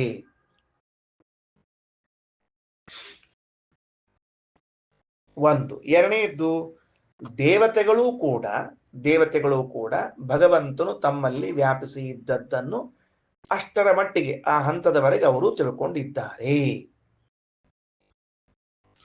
ದೇವ ಪರ್ಯಂತಮ ವ್ಯಾಪ್ತಿಂ ವೇದಾಹಂ ಮಮ ಸರ್ವದಾ ಮತ್ ಪರ್ಯಂತಂ ಯಥಾ ವ್ಯಾಪ್ತಿಂ ದೇವಾನಾಪಿ ಸರ್ವಶಃ. ಅಷ್ಟೇ ಅಲ್ಲ, ಆ ದೇವತೆಗಳು ನನ್ನಲ್ಲಿ ಎಲ್ಲಿವರೆಗೆ ವ್ಯಾಪಿಸಿ ಇದ್ದಾರೆ ಎಂಬುದನ್ನು ತಿಳ್ಕೊಂಡಿದ್ದೇನೆ. ನಾನು ದೇವತೆಗಳಲ್ಲಿ ವ್ಯಾಪಿಸಿ ಇದ್ದೇನೆ ಎಂಬುದನ್ನು ನಾನು ತಿಳಿದಿದ್ದೇನೆ, ದೇವತೆಗಳು ತಿಳಿದಿದ್ದಾರೆ, ದೇವತೆಗಳು ನನ್ನಲ್ಲಿ ಎಷ್ಟರವರೆಗೆ ವ್ಯಾಪಿಸಿ ಇದ್ದಾರೆ ಎಂಬುದನ್ನು ತಿಳಿದಿದ್ದೇನೆ. ಎರಡನೇ ಅಂಶ ಇದು. ಎರಡನೇ ಅಂಶ ಏನು? ಭಗವಂತ ದೇವತೆಗಳಲ್ಲಿ ಒಂದಾದರೆ ದೇವತೆಗಳು ಭಗವಂತನಲ್ಲಿ ವ್ಯಾಪಿಸಿ ಇದ್ದದ್ದನ್ನ ಯಾಕ ಅವರಿಗಷ್ಟು ವ್ಯವಸ್ಥೆ ಆದ. ಅದಕ್ಕೆ ಮುಂದಿನ ವಾಕ್ಯ, ಮೈ ದೇವಾಸ್ತೇಷು ಚಾಹಮಿತಿ ವಿದ್ಧಿವರಾನನೆ. ನಾನು ದೇವತೆಗಳಲ್ಲಿ, ದೇವತೆಗಳು ನನ್ನಲ್ಲಿ ವ್ಯಾಪಿಸಿಕೊಂಡಿದ್ದಾರೆ ಅಂತ ತಿಳಿದುಕೊಳ್ಳಬೇಕು. ಸರಿ ಆಯ್ತಾ? ಮೈತೆ ಇದು ಎರಡು. ಹಂಗಾಗಿ ಏನಾಯ್ತು, ಇದು ಎರಡನೇ ವ್ಯವಹಾರದಿಂದಾಗಿ. ಹೌದು, ಇದರಿಂದ ನಮಗ್ ಲಾಭ ಏನಾಯ್ತು? ಈಗ ಇವ ಅಲ್ಲಿ ವ್ಯಾಪಿಸಿದ್ದಾನ, ಅವ ಇಲ್ಲಿ ವ್ಯಾಪಿಸಿದ್ದಾನ. What next? ಮುಂದೇನು ಅಂತ ಕೇಳಿದ್ರೆ, ಈ ಕಾರಣಕ್ಕೂ ದೇವತೆಗಳಿಗೆ ಆಪ ಅಂತ ಹೆಸರು. ಹೆಂಗ? ಈ ಆಪ ಅಂತ ಹೆಸರು ಇಟ್ಕೊಂಡವ ಅವ್ರೊಳಗೆ ಸೇರಿದ್ದರಿಂದ ಇವ್ರನ್ನ ಕರೆಯೋ ಕಾಲಕ್ಕೆ ಆಪ ಅಂತ ಕರೆಯೋದು. ಹಾಲಿನೊಳಗ ನೀರು ಸೇರ್ಕೊಂಡಿದ್ರಿಂದ ಆ ನೀರಿಗೂ ಹಾಲು ಅಂತ ಕರೆದಂತೆ. ಕ್ಯಾ ಬಾತ್ ಕ್ಯಾ ಬಾತ್. ಹಿಂಗಾಗಿ 1 ಲೀಟರ್ ಹಾಲು ಮನೆಗೆ ತಗೊಂಡ್ಬಂದು ಕಾಯಿಸ್ಲಿಕ್ಕಿಟ್ರೆ ಅರ್ಧ ಲೀಟರ್ ಸಿಗ್ತಾವ ನಮ್ಗೆ. ಮುಂದೆ ಮೈ ಸಿಕ್ಕ ಪುಣ್ಯ. ಮೈ ತೇಹಿ ಪ್ರದತ್ತಾನಿ ಪದಾನಿ ಬ್ರಹ್ಮಪೂರ್ವಕ ಅಧಿತಿಷ್ಠಂತಿ ಸತ್ತಾದ್ಯ ಅಪ್ಪೇ ತೇಷಾಂ ಮದಾಜ್ಞೆಯ ಜ್ಞಾನ ಕರ್ಮ ಬಲೇ ಹಾದ್ಯ ಮದ್ದತ್ತ ಇತಿ ಕಿಂ ವದೆ ಸಂಭೃತ ಮತ್ತ ಏವೈತೆ. ಮೂರನೇ ಯುಕ್ತಿ ಬಹಳ ಚಂದ. ಏನು? ಪೂರ್ಣ ನನ್ನ ಅಧೀನರವರು. ನನ್ನ ಅಧೀನರಾದದ್ದರಿಂದ ಯದಧೀನ ಯಸ್ಯ ಸತ್ತ ತತ್ತದಿತ್ಯೇವ ಭಣ್ಯತೆ ಅಂತ ಯಾರು ಯಾರ ಅಧೀನರೋ ಅವರನ್ನ ಆ ಹೆಸರಿನಿಂದ ವ್ಯವಹಾರ ಮಾಡೋದುಂಟು. ಅಂದ್ರೆ ಇದು ಉಲ್ಟಾದ. ಈಗ ಹಾಲು ಇವನ ಅಧೀನನಾದ್ದರಿಂದ ಇವನಿಗೆ ಹಾಲು ಅಂತ ಕರೀತಾರ ಅಂತ ವ್ಯವಹಾರದ ಲೋಕದಲ್ಲಿ. ಹಾಲೋ ಬೈಲೆ ಪೇಪರ್ ಇಲ್ಬಾ ಅಂತ ಕರಿತೀವಿ. ಪೇಪರ್ ಇಲ್ಬಾ ಅಂದ್ರೆ ಪೇಪರ್ ಹಿಂಗ್ ಹಿಡ್ಕೊಂಡ್ ಬರ್ತಾನೆ. ಹಿಂಗ ಇಲ್ಲ, ಆ ಪೇಪರ್ ಹಿಡ್ಕೊಂಡವ್ ಬರ್ಬೇಕವ, ಅಷ್ಟ ಕೆಲಸ. ಪೇಪರ್ ಮಾಲೀಕ್ ಬರ್ಬೇಕವ.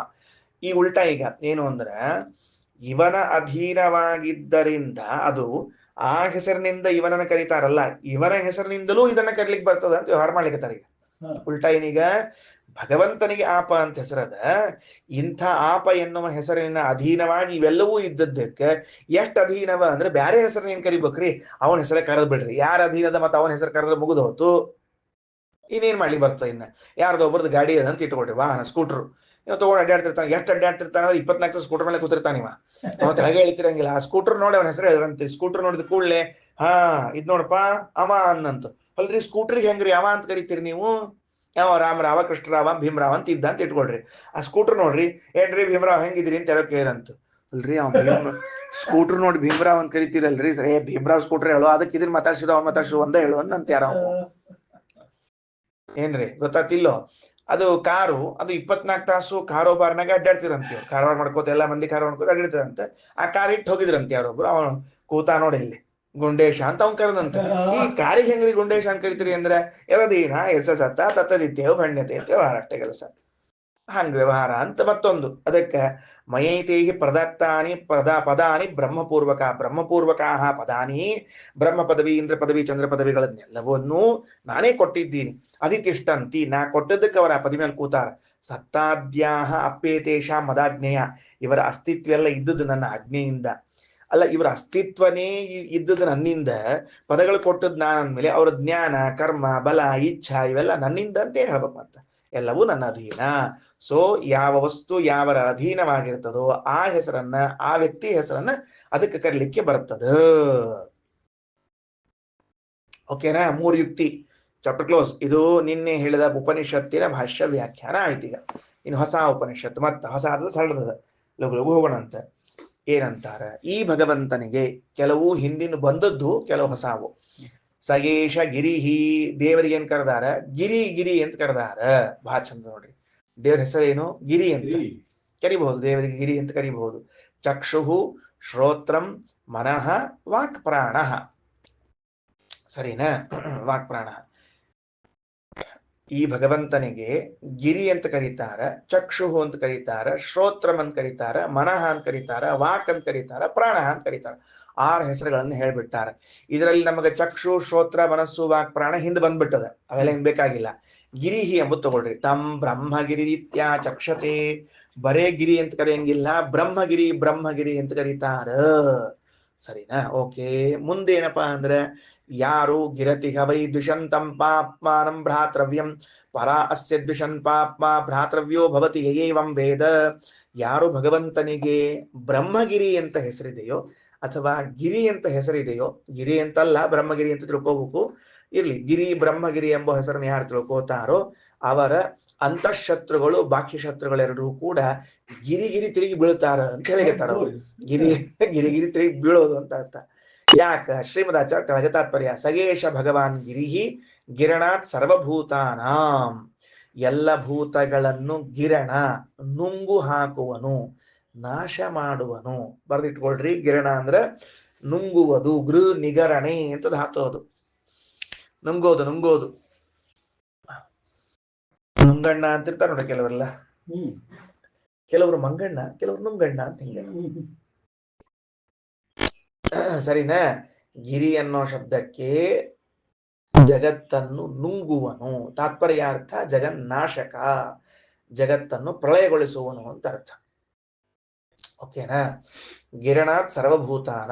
ಚಕ್ಷುರ್ನಾಮಾಸ್ಯ ದರ್ಶನಾತ್. ಭಗವಂತನಿಗೆ ಚಕ್ಷು ಅಂತ ಹೆಸರು ಯಾಕ? ದರ್ಶನಾತ್, ನೋಡ್ತಾನೆ, ಅದರಿಂದ. ಸರ್ವಶ್ರೋತ್ರತ್ವತ ಶ್ರೋತ್ರಂ. ದೇವರಿಗೆ ಕಿವಿ ಅಂತ ಹೆಸರಂತ. ಯಾಕ? ಎಲ್ಲಾರ್ದು ಕೇಳಿಸ್ಕೊತಾನ್ರಿ ಮಾತು. ನಾವೇನ್ ಮಾಡ್ತಿರ್ತೀವಿ, ನಮ್ಮ ಮಾತಷ್ಟ ಉಳಿದವ್ರು ಕೇಳಿಸ್ಕೊಳ್ಳಿ ಅಂತ ಇರ್ತದ. ನಿಮ್ಮ ಮಾತು ನಾವ್ ಕೇಳ್ಬೇಕು ಅಂತ ಇರಂಗಿಲ್ರಿ. ಹಂಗಲ್ಲ, ದೇವ್ರು ಎಲ್ಲಾರ ಮಾತು ಕೇಳಿಸ್ಕೊತಾನ ಅಂತ. ಅರ್ಥ ಆಯ್ತಾ? Okay, right. ಮನೋಮಂತ್ರತ್ವ ಹೇತುತಃ. ಎಲ್ಲವನ್ನ ತಿಳಿದಿದ್ರಿಂದ, ಸರ್ವಜ್ಞ ಆದ್ರಿಂದ ದೇವರಿಗೆ ಬಲ.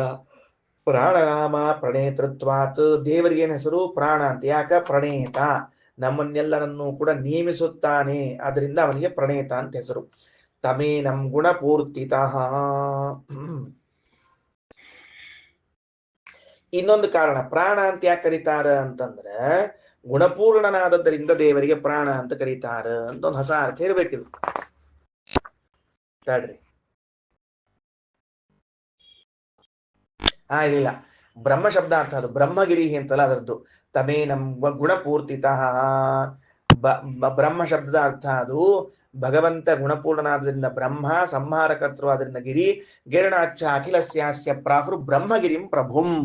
ದೇವರನ್ನೇನ್ ಕರೆದಾರ? ಬ್ರಹ್ಮಗಿರಿ ಬ್ರಹ್ಮಗಿರಿ ಅಂತ ಕರೆದಾರ. ಬ್ರಹ್ಮಚ ಅಸೌ ಗಿರಿಶ್ಚ ಬ್ರಹ್ಮಗಿರಿ. ಅಂದ್ರ ಗುಣಪೂರ್ಣನಾಗಿದ್ದಾನೆ, ಸರ್ವ ಸಂಹಾರಕನಾಗಿದ್ದಾನ, ಅದರಿಂದ ದೇವರಿಗೆ ಬ್ರಹ್ಮಗಿರಿ ಎಂಬುದಾಗಿ ಕರೆಯಿರಿ. ಸರಿ, ಮುಂದ ಆತ್ರಪ್ಪ. ಗಿರೀಶ ಅವ್ರು ಕೊಡ್ತಾರೆ, ರಾಶಿ ಮಾಡ್ತಾರೆ, ಅವ್ರಿಗೂ ಬರ್ತದೆ ಗಿರಿ ಎಂಬುದು. ಯಹ ಏವ ವೇದ ತಂ ವಿಷ್ಣುಂ. ಯಾರು ಹಿಂಗ ಭಗವಂತನ ತಿಳಿದ್ನೋ ಅಂದ್ರೆ ಏನು? ಆಪರೋಕ್ಷೇಣ. ಬರೇ ಶಬ್ದ ಕೇಳಿದ್ರಲ್ಲ, ಅದನ್ನು ಒಳತಂಕ ಹೋಗಿ ಸಾಕ್ಷಾತ್ಕಾರ ಮಾಡ್ಕೋಬೇಕು. ಆವಾಗ ಮಾತ್ರ ನಾವು ತಿಳಿದಂಗ. ಹೇಳಿವಿ ಹಿಂದ, ತಿಳಿಯೋದು ಅಂದ್ರೆ ಏನೋ ಸಾಕ್ಷಾತ್ಕಾರ ಮಾಡಿಕೊಳ್ಳುವುದು ಅಂತ ಅರ್ಥ. ಹೌದು, ಉಳಿದವರು ಮತ್ತ ಗಿರಿ ಆಗ್ಯಾರ, ಈ ಒಬ್ಬನ ಗಿರಿ ನಮಗ. ಉಳಿದವರೇನ್ ಜಗತ್ತನ್ನ ನಾಶ ಮಾಡಿಲ್ಲ? ಅಥವಾ ಉಲ್ಟಾ ಏನು, ಇವ ಜಗತ್ ನಾಶ ಮಾಡ್ತಾನ, ಇವನ್ ಯಾರೊಬ್ಬರು ನಾಶ ಮಾಡಿಬಿಟ್ರ ನಾಳೆ? ಹೌದೋ ಇಲ್ಲೋ? ಇವ ನಾಶ ಮಾಡಿದ ಜಗತ್ತನ್ನ, ಇವನ್ ಯಾರು ನಾಶ ಮಾಡಿಬಿಟ್ರ ಅಂದ್ರ ಶಾಶ್ವತಂ ಗಿರಿತ್ತೇವ ಗಿರಿರಿತ್ತೇವ ಅಖಿಲಂ. ಗಿರಿರಿತ್ತೇವ ಇಲ್ಲ, ಇವನೇ ಶಾಶ್ವತ ನಾಶಕ, ಜಗತ್ತಿನ ನಾಶಕ ಇವನೇ ಹೊರತಾಗಿ ಇವನ್ ಯಾರಿಗೂ ಮತ್ತೊಬ್ಬರ ನಾಶಕರು ಇಲ್ಲ. ಇನ್ನ ಅಖಿಲಂ ಪಾಪಂ ಭ್ರಾತೃವತ್ ಸಹ ಸಂಸ್ಥಿತಂ ಪರಾಭವತಿ ಪಾಪ್ಮ ಅಸ್ಯ ದ್ವೇಷ್ಟ ನಿರೇಗ ಸದಾ. ನೋಡ್ರಿ, ಎರಡು ಹೇಳ್ಯಾರ. ಯಾರು ಭಗವಂತನ ಗಿರಿ ಶಬ್ದದ ಅರ್ಥವನ್ನು ತಿಳಿದುಕೊಂಡು ಸಾಕ್ಷಾತ್ಕಾರ ಮಾಡಿಕೊಳ್ಳುತ್ತಾರೋ ಅವರ ಪಾಪಗಳೆಲ್ಲವೂ ಕೂಡ ಹೊರಟು ಹೋಗ್ತದೆ. ಎಲ್ಲದ? ದ್ವಿಷಂತಂ ಪಾಪ್ಮಾನಂ ಭ್ರಾತೃವ್ಯಂ ಅಂತ ಮೂಲ ಮಂತ್ರದಲ್ಲಿ. ಅವನನ್ನು ದ್ವೇಷಿಸುವ ಪಾಪಗಳು ಯಾರು? ಭ್ರಾತೃವ್ಯ. ಭ್ರಾತೃವ್ಯ ಅಂದ್ರೆ ಬ್ರದರ್ಸ್. ತಮ್ಮ ಅಣ್ಣ ಅಂತ. ಅಲ್ರಿ ಪಾಪ ಹೆಂಗ್ ನಮ್ ತಮ್ಮ ಅಣ್ಣ ಆಗ್ತದ ಅಂತ ಕೇಳಿದ್ರೆ, ನೀ ಹುಟ್ಟೋ ಕಾಲಕ್ಕೆ ನಿನ್ ಜೊತೆಗೆ ಬಂದದ, ನಿಮ್ ಜೊತೆಗೆ ಬಂದದ ಹೊರತಾಗಿ ಪ್ರತ್ಯೇಕ ಇಲ್ಲ. ನೋಡ್ರಿ, ಕಾಮಕ್ರೋಧಾದಿಗಳೇನವ ಅವು ನಮ್ಮ ಸಹೋದರರು, ಆಮೇಲೆ ಪಾಪ ಏನದ ಇದು ನಮ್ಮ ಸಹೋದರ, ಪುಣ್ಯ ಏನದ ಇದು ನಮ್ಮ ಸಹೋದರ, ಇವೆಲ್ಲವೂ ನಮ್ಮ ಸಹೋದರರು. ಅರ್ಥ ಆಯ್ತಾ? ಯಾಕಂದ್ರೆ ಜೊತೆಗೆ ಬಂದಿರ್ತಾವು, ಆಮೇಲೆ ಬರೋ ಅಲ್ಲವು, ಆಮೇಲೆ ಬರೋ ಬೇರೆ, ಮತ್ತ ಈಗ ಬರೋ ಜೊತೆಗೆ ಬರೋ ಇವೆಲ್ಲ. ಈಗ ಅಣ್ಣ ತಮ್ಮಂದ್ರು ಹುಟ್ಟೋ ಕಾಲಕ್ಕೆ ತಾಯಿಯಿಂದ ಒಟ್ಟಿಗೆ ಹುಟ್ಟು ಬಂದಿರ್ತಾರ, ಆಮೇಲೆ ಹೆಂಡತಿ ಮಕ್ಕಳು ಜೊತೆಗೆ ಬರ್ತಾವ. ಹಂಗ ಹೊಸ ಪಾಪಗಳು ಆಮೇಲೆ ಬರ್ತಾವ, ಬರೋ ಮೊದ್ಲೇ ಪಾಪಗಳು ಜೊತೆಗೆ ಬಂದಿರ್ತಾವ. ಅದಕ್ಕೆ ಹೌದ್ರಿ, ಮತ್ತ ಹಂಗ ಅದಲ್ಲ. ಆ ಪಾಪ ಏನದ ಸಂಚಿತ ಆಗಾಮಿ ಕರ್ಮಗಳು ಹೋಗಿ ಪ್ರಾರಬ್ಧ ಉಳ್ಕೋತದ, ಪ್ರಾರಬ್ಧಲ್ಲೂ ಕಡಿಮೆ ಆಗ್ತದೆ. ಹೊರಗಿನ ಶತ್ರುಗಳೇನಿದ್ದಾರಲ್ಲ ಅವರು ನಾಶವಾಗ್ತಾರ. ಅದಕ್ಕೆ ದ್ವೇಷ್ಟ ನಿರೇಗಸ್ತದ. ಅಲ್ರಿ ಅವ್ರೇನ್ ತಾವೇ ಸಾಯ್ತಾರೆ, ಇವ್ರೇನ್ ದ್ವೇಷ ಮಾಡಿದ್ಮೇಲೆ ಸಾಯೋದು ಅಂತ ಕೇಳಿದ್ರೆ, ಬಹಿಶತ್ರುಗಳು ಇವನನ್ನ, ಈ ವ್ಯಕ್ತಿಯನ್ನ ದ್ವೇಷ ಮಾಡಿದ್ದಕ್ಕೆ ನಾಶ ಆಗ್ತಾರ ಅಂತ. ವಯಸ್ಸಾದ್ಮೇಲೆ ಅವರೇ ಸತ್ತು ಹೋಗ್ತಾರೆ. ಇವ್ರೇನ್ ಮಾಡೋದು ಅಂದ್ರೆ, ಅದಕ್ಕೆ ಶ್ರೀಮದಾಚಾರ್ಯ ಅಂತಾರ, ದ್ವೇಷ್ಟ ನಿರಯಗ ಸದಾ. ಸದಾ ಜ್ಞಾನಿಗಳ ದ್ವೇಷ ಮಾಡಿದರ ಫಲವಾಗಿ ಅಂಧನ್ ತಮಸ್ಸಿಗೆ ಹೋಗಿ ಬೀಳ್ತಾನ, ನರಕದಲ್ಲಿ ಬೀಳ್ತಾನ ಅಂತ ತಾತ್ಪರ್ಯ. ಸರಿ ಆಯ್ತಾ? ತಿಳಿತೇನ್ರಪ್ಪ ವಿಷಯ?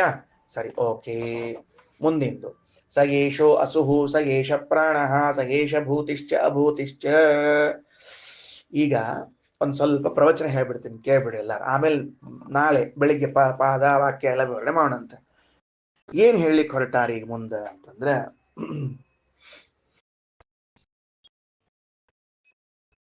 ಒಂದು ಪ್ರತ್ಯಕ್ಷ ವಿಷಯವನ್ನ ಇಟ್ಟುಕೊಂಡು ವೇದವು ಅದರ ಹಿನ್ನೆಲೆಯ ಇತಿಹಾಸವನ್ನು ನಿರೂಪಣೆ ಮಾಡ್ಲಿಕ್ಕೆ ಹೊರಟದು.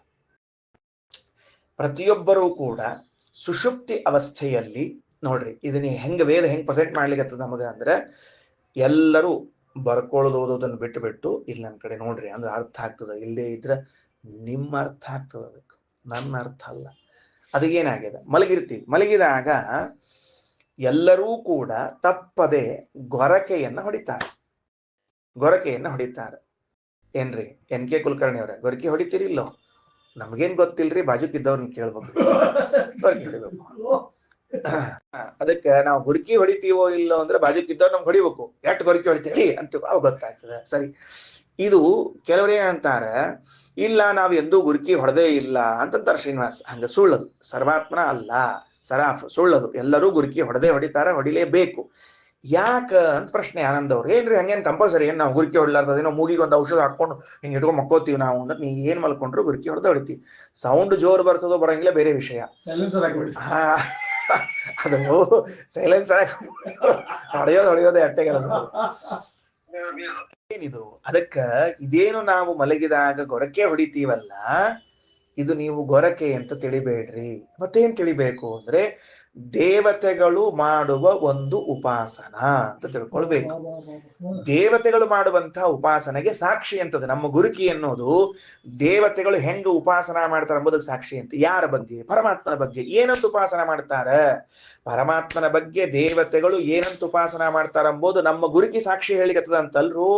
ದೇವತೆಗಳೇ ಪರಮಾತ್ಮನ ಹಿಂಗ್ ಉಪಾಸನೆ ಮಾಡ್ತಾರ, ಸಾಕ್ಷಿ ಅದ, ನಿಮ್ ಗುರುಕಿನೇ ಸಾಕ್ಷಿ ಹೇಳಿಕತ್ತದ, ನೀವ್ಯಾಕೆ ಹಿಂಗ್ ಮಾಡ್ತೀರಿ ಅಂತ ವೇದ ಹೇಳಿಕತ್ತದ. ಏನ್ ಅದ್ಭುತ ವಿಷಯ ಅಲ್ಲ ಇದು? ನಮ್ ಗುರುಕಿ ಸತೇಕ ಭಗವಂತನ ಉಪಾಸನೆ ಮಾಡುವ ದೇವತೆಗಳ ವಿಷಯದಲ್ಲಿ ಸಾಕ್ಷಿ. ಏನಪ್ಪಾ, ಟೀಕಾರ್ಯರ ಮುಂದೆ ಸಾಕ್ಷಿ ಪ್ರಾಣದೇವರು ಅಂತ ಇದ್ದಾರೆ ಅಲ್ಲಿ ಮಳಖೇಡದಾಗ. ಎದುರಿಗೆ ಹಣವಪ್ಪ ಕೂಡ್ಸ್ಕೊಂಡ್ರ ಅವ್ರ ಸಾಕ್ಷಿ ಇಟ್ಕೊಂಡೆಲ್ಲ ಗ್ರಂಥ ಬರ್ದಾರ ಅಂತ ಹೇಳ್ತಿರ್ಬೇಕು, ಸಾಕ್ಷಿ ಪ್ರಾಣದೇವರು ಅಂತ. ಹಂಗ ಸಾಕ್ಷಿ ಏನು? ದೇವತೆಗಳು ಜಪೋಪಾಸನೆಗಳನ್ನ ಮಾಡ್ತಾರೆ ಎಂಬುದಕ್ಕೆ ಸಾಕ್ಷಿ ಯಾರು ಅಂದ್ರೆ ನಿಮ್ ಗುರುಕಿನೇ ಸಾಕ್ಷಿ. ಸರ್, ಏನ್ ಗುರುಕಿ ಹೊಡಿತೀರಿ? ಗೊರ್ರ ಗೊರ್ರ. ಸಾರಿ ಸರ್, ನಿಮಗೆ ಕಿವಿ ಕೇಳಿಸಂಗಿಲ್ಲ, ದಯಮಾಡಿ ಗೊರ್ರ ಅಲ್ಲ ಸರ್. ಮತ್ತೇನು? ಭೂರ್ ಭೂರ್ ಭೂರಿತ್ತೇವ ಪ್ರಶ್ವಸತಿ. ಗುರುಕಿ ಹೆಂಗ್ ಹೊಡಿತೀರಿ ಗೊತ್ತೇನ್ ನೀವು? ಭೂರ್ ಭೂರ್ ಭೂರ್ ಅಂತೀರಿ ಹೊರತಾಗಿ ಗೊರ್ರ ಅಲ್ಲ. ಕಿವ್ಯಾಗ ಎಣ್ಣೆ ಹಾಕ್ಸೋಡ್ರಿ ನನಗೆ ಕೇಳಿಸ್ತದ ಅಂತ ವೇದ ಹೇಳಿಕತ್ತದ ನಮಗೆ. ಏನ್ ಗುರುಕಿ? ಭೂರ್ ಭೂರ್ ಭೂರ್ ಭೂರ್ ಅಂತ. ಅರ್ಥ ಏನು ಅಂದ್ರ ಐಶ್ವರ್ಯ ಐಶ್ವರ್ಯ ಐಶ್ವರ್ಯ ಅಂತ ರೀ. ಭೂರ್ ಭೂರ್ ಭೂರ್ ಐಶ್ವರ್ಯ ಅಂದ್ರೆ ಏನಂದ್ರೆ, ಭೂತಿ ಎಂಬುದ ಶಾರ್ಟ್ ಫಾರ್ಮ್ ಭೂ ಅಂತ. ಭೂತಿ ಶಬ್ದಕ್ಕೆ ಐಶ್ವರ್ಯ ಅಂತ ಅರ್ಥ. ಭೂತಿ ಶಬ್ದದ ಸಂಕ್ಷೇಪ ರೂಪವಾದ ಭೂಹು ಎಂಬುವ ಶಬ್ದಕ್ಕೆ ಐಶ್ವರ್ಯ ಅಂತ ಅರ್ಥ. ನಾವು ಮಲಗಿದಾಗ ಭೂಹು ಭೂಹು ಭೂಹು ಭೂರ್ ಭೂರ್ ಭೂರ್ ಅಂತ ಏನದು? ದೇವತೆಗಳು ಮಾಡುವಂತಹ ಜಪ. ದೇವತೆಗಳು ಮಾಡುವಂತಹ ಜಪ ಏನಂತ ಮಾಡ್ತಾರೆ? ಐಶ್ವರ್ಯ ಐಶ್ವರ್ಯ ಐಶ್ವರ್ಯ. ಅಲ್ರಿ, ಏನ್ ಐಶ್ವರ್ಯ ಕೊಡು ಕೊಡು ಕೊಡು ಅಂತೋ, ಬ್ಯಾಡ ಬ್ಯಾಡ ಅಂತೋ ಏನರ್ಥ ಅಲ್ಲ. ಐಶ್ವರ್ಯ ಸ್ವರೂಪನೇ, ಐಶ್ವರ್ಯ ಸ್ವರೂಪನೇ, ಜ್ಞಾನಾನಂದಾದಿ ಗುಣ ಸ್ವರೂಪನೇ, ಔದಾರ್ಯ ಸ್ವರೂಪನೇ, ಹಿಂಗ ಗುಣ ಸ್ವರೂಪನೇ ಅಂತ ಅನಂತ ಗುಣಗಳೆಂಬ ಐಶ್ವರ್ಯ ಸ್ವರೂಪ ಅಂತ ಉಪಾಸನ ಮಾಡ್ತಾರ ದೇವತೆಗಳು. ಅದು ಸಾಕ್ಷಿಯಾಗ್ಯದ ದೇವತೆಗಳ ಉಪಾಸನೆಗೆ. ಅಲ್ರಿ ಸ್ವಾಮಿ, ಏನೋ ಕೇಳ್ತೀವಿ ಕೇಳ್ತೀವಿ ನಿಮ್ ಪಾಠ ಅಂತ ತಿಳ್ಕೊಂಡು ಕಿವ್ಯಾಗ ಹೂ ಇಡ್ತೀರಿ ನಮ್ಮ ತಲೆ ಮೇಲೆ. ದೇವತೆಗಳು ಉಪಾಸನ ಮಾಡೋದು ನಾವು ಮಲ್ಕೊಂಡಾಗ ಅಂತೀರಿ. ಎಲ್ಲಾ ದೇವತೆಗಳು ಮಲ್ಕೊಂಡಿರ್ಬೇಕಲ್ಲ ಅವಾಗ. ಎಲ್ಲಾ ದೇವತೆಗಳು ಮಲ್ಕೊಳ್ಳಾರ್ದ ನಿಮಗೆ ನಿದ್ದೆ ಹತ್ತಂಗಿಲ್ಲ, ನಿಮಗೆ ನಿದ್ದೆ ಹತ್ತಲಾರ್ದ ದೇವತೆಗಳು ಮಲ್ಗಂಗಿಲ್ಲ. ಅಂದ್ಮೇಲೆ ನಾವು ಮಲ್ಕೊಂಡಾಗ ದೇವತೆಗಳು ಹಿಂಗೆ ಎಚ್ಚರ ಕೂತ್ರಪ್ಪ ಅವರು. ಚಕ್ಷುರೇಂದ್ರಿಯ ಎಚ್ಚರದೇ ನೀವು ಮಲಗಿದಾಗ ಮುಚ್ಕೊಂಡದ, ಕಿವಿ ಮುಚ್ಕೊಂಡದ, ಮೂಗು ಮುಚ್ಕೊಂಡಿಲ್ಲ, ಅಟ್ಟ ಕಣ್ಣು ಎಲ್ಲ ಅಷ್ಟು ಮುಗಿದಿರ್ಬೇಕಲ್ಲ. ಎಲ್ಲಾ ಇಂದ್ರಿಯಾಭಿಮಾನಿ ದೇವತೆಗಳು ಮಲಗಿದಾಗಲೇನೆ ನೀವು ನಿದ್ದೆ ಮಾಡೋದು ಅಂದ್ಮೇಲೆ ದೇವತೆಗಳು ಜಪ ಮಾಡಿದ್ರು ಅಂತ ಹೆಂಗಂದ್ರಿ ಅಂದ್ರೆ, ಅದಕ್ಕೆ ಅಷ್ಟು ಮಂದಿ ಒಬ್ಬರನ್ನ ಮಲಗಿಸ್ಲಾರ್ದ ಕೂಡ್ಶಾನ್ ದೇವರು. ಯಾರನ್ನ? ಪ್ರಾಣ ದೇವರನ್ನ. ಯಾರನ್ನು ಎಲ್ಲಾರು ಮಲ್ಕೊಂಡ್ರು ಒಬ್ರು ಮಾತ್ರ ಮಲ್ಕೊಳ್ಳಂಗಿಲ್ಲ. ದೇವರ ಆದೇಶ, ನೀ ಮಲಗಬೇಡಪ್ಪ. ಆ ಸ್ವಾಮಿ ಮಲಗಲ್ಲ ಅಂತಂದ. ಅಲ್ಲೋ ನೀ ನಿದ್ದಿ ಗಿದ್ದಿ ಬಂದ್ರೆ ನೀ ಮಲಗಬೇಡ ಅಂತ ಏನ್ ಅಂದಿ ನೋಡು, ಆ ಶಬ್ದದಿಂದ ನನ್ನ ನಿದ್ದಿ ಹೋಗ್ಬಿಟ್ಟದಿ, ನಿನ್ ಚಿಂತನೆ ಇಲ್ಲ. ಏನು ವಾಯುದೇವರ ಭಕ್ತಿ ಪರಮಾತ್ಮನಲ್ಲಿ. ಎಲ್ಲಾ ದೇವತೆಗಳನ್ನು ಮಲಗಿಸಿ, ಇದು ವಾಯುದೇವ ನೋಡೋ ಎಲ್ಲಾರು ಮಲಗ್ತಾರ, ನೀ ಮಾತ್ರ ಮಲಗಬೇಡ. ಆ ಸ್ವಾಮಿ ಕೂತ್ಬಿಟ್ರು. ಅಲ್ಲಪ್ಪ ಎಲ್ಲಾರಿಗೂ ಮಲಗಿದಾಗ ನಿದ್ದೆ ಬಂದ ನಿನಗೂ ನಿದ್ದೆ ಬಂದು ಮಲಗಿದ್ರೆ ಏನ್ ಮಾಡ್ಬೇಕು? ನಾ ಮಲಗೋದೇ ಇಲ್ಲ ಸ್ವಾಮಿ. ಯಾಕ? ನಿನ್ನ ವಾಕ್ಯದ ಪ್ರಭಾವ, ನೀ ಮಲಗಬೇಡ ಅಂತ ನಿಷೇಧ ಮಾಡಿದೆಯಲ್ಲ, ಆವಾಗೇ ನನ್ನಲ್ಲಿ ತಮೋಗುಣದ ಕಾರ್ಯವಾದ ಅಜ್ಞಾನ ಅದು ಹೋಗೇ ಬಿಡ್ತು ಸ್ವಾಮಿ. ಮಹಾಪ್ರಭು ಇಲ್ಲವೇ ಇಲ್ಲ, ನೀ ಹೇಳಿದ್ರೆ ಹೋಯ್ತು ಅಷ್ಟ ಕೆಲಸ. ದೇವರ ವಾಕ್ಯ ಬಂದ್ರೆ ಅಷ್ಟು. ಅವ್ರು ಎದ್ದು ಕೂತಿರ್ತಾರ ನೋಡ್ರಿ, ಅವ್ರು ನಮ್ಮಂಗ ಖಾಲಿ ಕೂಡ್ಲಿಕ್ಕೆ ಬರೋದಿಲ್ರಿ. ಮೊಬೈಲ್ ನೋಡ್ಕೋತ, ಸಿನಿಮಾ ನೋಡ್ಕೋತ, ನಾಟಕ ನೋಡ್ಕೋತ ಕೂಡ್ಲಿಕ್ಕೆ ಬರೋದಿಲ್ರಿ ಅವ್ರಿಗೆ. ನಮಗ ಎದ್ದು ನಿದ್ದಿಂದ ಹೋದ ಸಾಕ್ರಿ, ಮ್ಯಾಲ ಕಳ್ಸೋದು ಎಲ್ಲಾರು ಮೊಬೈಲ್ನಾಗ. ಅದಕ್ಕೆ ಅವ್ರು ಬೇಡ. ಏನ್ ಮಾಡ್ಬೇಕು? ಜಪ ಮಾಡೋಣ. ಏನ್ ಜಪ ಮಾಡೋಣ? ಭೂರ್ಭೂರಿತ್ತೇವ ಪ್ರಶ್ವಸಿತಿ ಭೂಹು ಭೂಹು ಭೂಹು. ನಮ್ಮ ಭಗವಂತ ಜ್ಞಾನವೆಂಬ ಗುಣವುಳ್ಳವನು ಐಶ್ವರ್ಯವಂತ, ಆನಂದವೆಂಬ ಗುಣವುಳ್ಳವನು ಐಶ್ವರ್ಯವಂತ, ಔದಾರ್ಯವೆಂಬ ಗುಣವುಳ್ಳವನು ಐಶ್ವರ್ಯವಂತ, ಕಾಂತಿ ಎಂಬ ಗುಣವುಳ್ಳ ಐಶ್ವರ್ಯವಂತ ಅಂತ ಅನಂತ ಗುಣಗಳನ್ನ ನಿತ್ಯ ಉಪಾಸನೆ ಮಾಡ್ತಾ ಮಾಡ್ತಾ ಮಾಡ್ತಾ ಇರ್ತಾರಂತೆ. ಅದಕ್ಕೆ ಜಗತ್ನೊಳಗೆ ಎಷ್ಟು ಮಂದಿಗೆ ಹುಡುಕಿ ಹೊಡೆದ್ರು ನಮ್ ದೇವ್ರ ಗುಣ ಮುಗಿಯಂಗಿಲ್ಲ, ಅವ ಐಶ್ವರ್ಯವಂತ ಮುಗಿಯಂಗಿಲ್ಲ. ಅರ್ಥ ಆಯ್ತಾ? ಇದು ಭೂಹು ಭೂಹು ಭೂಹು ಅನ್ನುವ ಗೊರ್ರ ಅನ್ನುವ ಗೊರಕೆಯ ಪರ್ಯಾಯವಾದದ್ದು ಭೂಹು ಭೂಹು ಅಂತ ತಿಳ್ಕೊಂಡು ಇಷ್ಟು ಚಂದದ ದೇವತೆಗಳು ಉಪಾಸನ ಮಾಡ್ತಾರೆ. ಕೊನೆಯ ವಾಕ್ಯ ಏನು ಅಂದ್ರೆ, ಅನೇಕ ಜನ ಆಚಾರ್ಯಗಳು ಬಂದ್ರಿ. ಬಂದ್ರಂತ ಇಟ್ಟುಕೊಳ್ರಿ, ಇಲ್ಲ ಅವೆಲ್ಲ ಬೇಡ. ಈಗ ಭಗವಂತ ಗುಣಸ್ವರೂಪ ಅಂತ ಹೇಳಿದ ಆಚಾರ್ಯರು, ಭಗವಂತ ಗುಣಸ್ವರೂಪ ಅಲ್ಲ ಅಂತ ಹೇಳಿದ ಆಚಾರ್ಯರು ಇಬ್ರು ಬಂದಾರೆ. ನಾಳೆ ಅದು ಮುಂದಿನ ಬರ್ತದೆ. ಯಾರು ಗುಣಸ್ವರೂಪ ಅಲ್ಲ ಅಂತ ಉಪಾಸನೆ ಮಾಡೋ ಆಚಾರ್ಯರು ಅಂತೂ ಮುಂದೆ ಬರ್ತದೆ. ಅದನ್ನ ಹೇಳ್ಬೇಕು. ಗುಣಸ್ವರೂಪ ಅಂತ ಉಪಾಸನೆ ಮಾಡಿದ ಆಚಾರ್ಯ ಯಾರು? ಅಲ್ಲದೆ ಇದ್ದ ಆಚಾರ್ಯ ಯಾರು? ಒಂದು ದರ್ಶನದಲ್ಲಿ ನಿರ್ಗುಣ ನಿರಾಕಾರ ಅಂತ ಭಗವಂತನ ಹೇಳ್ತಾರೆ. ಶ್ರೀಮದಾಚಾರ್ಯ ಸಿದ್ಧಾಂತ ಸತ್ಸಿದ್ಧಾಂತದಲ್ಲಿ, ಇದಕ್ಕೆ ಸತ್ಸಿದ್ಧಾಂತ ಅಂತ ಹೆಸರು, ಸತ್ಸಿದ್ಧಾಂತದಲ್ಲಿ ಗುಣಪೂರ್ಣ ಅಂತ ಹೇಳ್ತದೆ. ಹಿಂಗೆ ಗುಣಪೂರ್ಣ ಅಂತ ಉಪಾಸನೆ ಮಾಡೋರು ಯಾರು ಅಂದ್ರೆ ದೇವತೆಗಳು. ದೇವತೆಗಳಲ್ಲಿ ಮುಖಂಡರು ಯಾರು ಅಂದ್ರೆ ವಾಯುದೇವರು. ಅವರೇ ಶ್ರೀಮದಾಚಾರ್ಯರು ಅನ್ನೋದಕ್ಕೆ ವೇದವೇ ಸ್ಪಷ್ಟ ಹೇಳ್ತದೆ. ಹಿಂಗೆ ಯಾರು ಉಪಾಸನ ಮಾಡ್ತಾರ ನೋಡಪ್ಪ, ಅವರು ದೇವತೆಗಳು. ಮುಗಿದು ಅಷ್ಟೇ ಕೆಲಸ. ಹಿಂಗ್ಯಾರು ಉಪಾಸನ ಮಾಡಂಗಿಲ್ಲ, ದೇವಭಿನ್ನರವರು. ಯಾರವರು? ಅಸುರಾಹ ಅಂತ ಅರ್ಥ ಅಂತ ತಿಳಿಸಿಕೊಟ್ಟದ. ಶ್ರೀಕೃಷ್ಣಾರ್ಪಣಮಸ್ತು.